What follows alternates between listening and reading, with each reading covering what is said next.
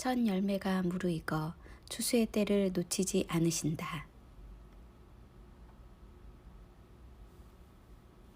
한국인의 평균 수명은 83세라 하는데 연령별 생존율 통계에서 76세가 되면 절반 이상이 사망하기 시작한다.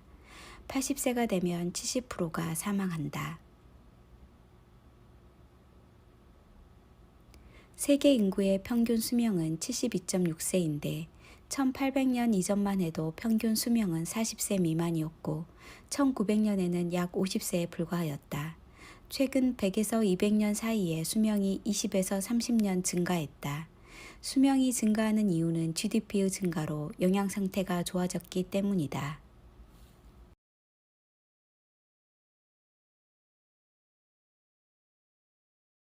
마지막 시대를 분별하는 징조 중에 무화과나무 세대가 있는데 수명이 증가한다는 것은 한 세대의 길이가 증가하는 것으로 이는 회개기간이 증가하는 것과도 관련이 있다. 또 다른 징조는 주님의 오실 때에 신부들이 등장하는 것을 보고 알 수 있을 것이다. 마태 25장에 신랑을 맞으러 나간 10명의 처녀들은 주님께서 오실 때를 어떻게 알고 나갔을까? 이 비유는 당연히 결혼잔치에 들러리로 나간 10명의 처녀들이기에 날짜를 알고 나갔을 것이다. 그러나 2000년의 교회 역사에서 주님의 오실 때를 알고 신부로 준비하는 것은 날짜를 모르고 나가야 한다. 실제 상황에서는 신부들이 신랑을 맞으러 나가는 것은 불확실한 일이기에 다수는 잠을 잘 것이다. 그런데 놀라운 일이 일어났다. 2000년 교회 역사에서 주님의 오심을 기다리고 준비하는 신부들이 세계 각처에서 2000년부터 나타난 것이다. 새로운 밀레니엄이 그들을 깨어나게 했고 파수꾼들도 때맞춰 나타나 파루시아를 외쳤다. 그들은 어떻게 동시에 깨어날 시간을 알고 준비하기 시작했을까? 우리가 자연을 보면 놀라워하는 일이 있다. 공중의 학은 그 정한 시기를 알고 산 비둘기와 제비와 두루미는 그들이 올 때를 지키거늘 내 백성은 규례를 알지 못하도다.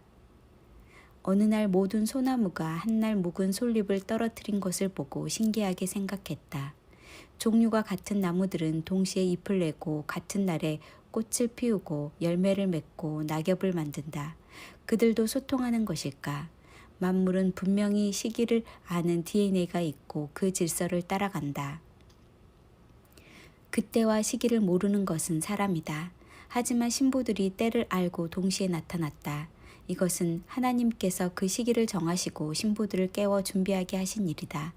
그러므로 우리는 마지막 세대다. 하지만 10명의 처녀들은 모두 졸며 잠을 잤다고 한다. 신랑이 더디 오므로 다 졸며 잘세. 슬기로운 처녀들은 잠을 자지 않았고 미련한 처녀들은 잠을 잤다고 하면 분명한 구분이 될 터인데 성경은 10명 모두 졸며 잠을 잤다고 기록했다. 그들이 모두 잔 이유를 알려준다. 신랑이 더디 왔다는 지연성이다. 현재의 상황을 감안하면 신랑은 분명 더디 오는 중이다. 그날은 예고되었고 파루시아는 곧바로 실현되지 않는데 임박했지만 기다려야 한다. 신랑이 늦게 오면 신부의 숫자는 점점 많아질까, 점점 적어질까. 10명 중에 절반이 실패한 것을 보면 점점 적어질 것은 자명하다. 10명이 준비했지만 절반은 성공했다. 파루시아가 지연될수록 슬기로운 처녀가 점점 줄어들 것이니 트레이드 오프를 설정하실 것이다. 이는 두 개의 목표 가운데 하나를 달성하려고 하면 다른 목표의 달성이 늦어지거나 희생되는 경우의 양자 간의 관계다. 품질이 증가할수록 수율은 줄어들기 마련이다. 신랑은 늦게 오면서 신부들이 감수하는 상황을 아실 것인데 왜 지연을 결정하셨을까?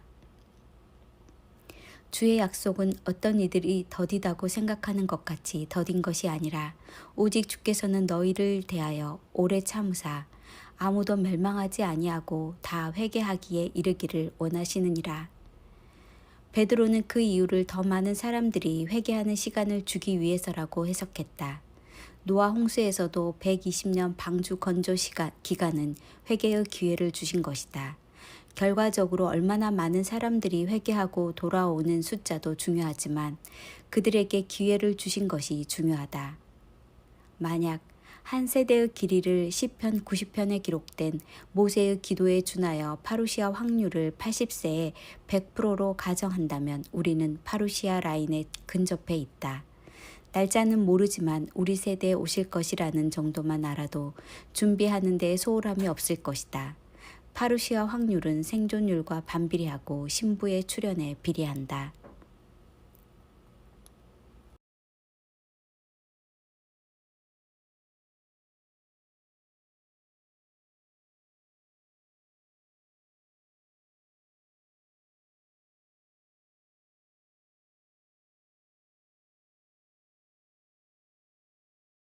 그런데 지연되는 상황을 보고 우리는 어떻게 이해하고 있을까?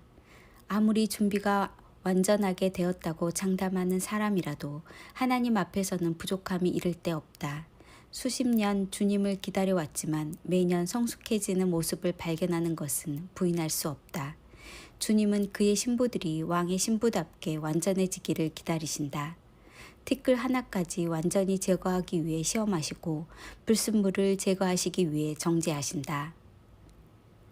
왕비가 60명이요 후궁이 80명이요 시녀가 무수하되 내 비둘기 내 완전한 자는 하나뿐이로구나.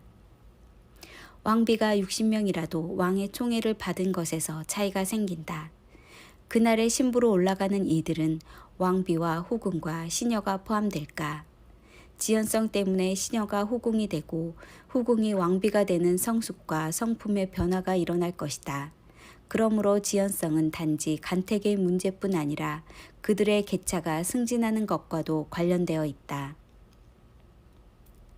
슬기로운 처녀들의 계차가 올라가는 때에 미련한 처녀들은 성 안으로 들어가는 것도 실패하게 되는 일이 엎치락 뒤치락 일어난다. 슬기로운 처녀들의 성공 방식은 그들이 좁은 길에서 좀 더 신중하게 본질에 집중한 반면에 미련한 처녀들은 덜 중요한 일들에 집중하며 넓은 길에서 분주하게 시간을 보내느라 기름이 떨어지는 것도 몰랐을 것이다. 게으르고 다른 곳에 눈이 팔려서 조는 날이 많아졌고 결국 잠에 떨어졌다. 빌라델비아 교회의 비밀을 깨닫는다면 그들이 작은 능력을 가졌지만 말씀을 지켰고 지연되었지만 인내하였다. 하나님의 말씀대로 경건하게 살면서 악한 세상에서 주님을 사랑하고 죄를 극도로 미워하며 정절을 지키는 것이다. 주님께서 그들에게 새 예루살렘 성에 들어가는 열린 문을 허락하신다. 주류 종교가 주님께서 다시 오심을 침묵하는 것은 과거 역사에서도 반복적으로 일어났던 일이다. 그들의 신학적 밑바탕에는 분명히 문제 요소가 있고 조직화된 위선이 은폐되어 있다. 사람의 성을 쌓는 그들이 선포하는 메시지와 하나님의 말씀 사이에는 큰 갈등과 간격이 존재한다. 다행히 현대에는 인터넷을 통해 양들이 직접 깨어있는 꼴을 찾을 수 있다. 엘리야 시대에는 7,000명이 남았지만 노아의 시대와 소돔과 고모라와 에레미야 시대에는 7,000명을 찾을 수 없었다. 우리 시대가 아주 절망적인 것은 아니다. 그의 셀 수 없는 신부들을 주님께서 세계 각 성읍과 나라와 민족 속에 소망의 씨앗들을 숨겨 놓으셨을 것이다. 다니엘의 마지막 징조는 지식이 더하고 빨리 이동하는 때이다. 교회가 주님의 오심에 침묵하는 때에 맞추어 인터넷이 등장했고 신자들이 이것을 통해 마지막 시대에 대한 메시지를 전달받을 수 있었다. 그러나 거기에도 좋은 것과 나쁜 것이 섞여 있으니 슬기로운 신부들은 지혜롭게 따라갈 것이다. 00000000명 신부들의 숫자가 차고 그들이 정결하게 준비된 때에 첫 열매를 먼저 추수하실 것이다. 농부는 추수의 시기를 아는데 너무 추수를 늦게 하면 나랄이 땅에 떨어진다. 곡식이 무르익으면 농부는 추수해야만 하는데 지금이 그때다.